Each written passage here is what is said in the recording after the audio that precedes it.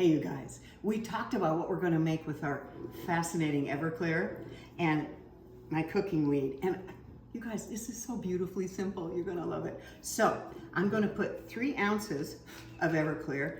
And if you guys ever tasted Everclear, I don't recommend it. It's really intense.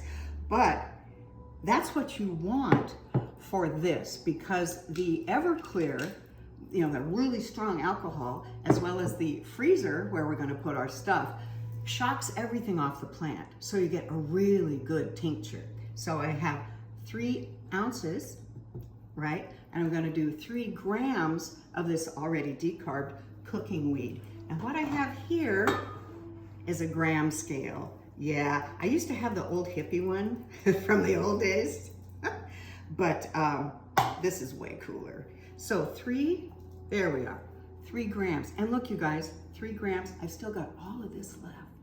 And this is gonna make us 300 milligrams of delicious infused alcohol. So this is this, and it's already decarbed, okay? You put it right here in the kind of scary but very effective Everclear.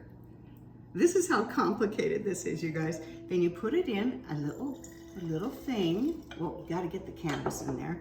Hang on, there we go. That's important, right? Oops, spilling. And all you gotta do, you guys, is you put this in the freezer for 1 hour. That's it. When it comes out after an hour, you shake it like a crazy person for about 3 minutes, like this, and you have this. Isn't that cool? And I'm gonna show you what to make with this in a minute.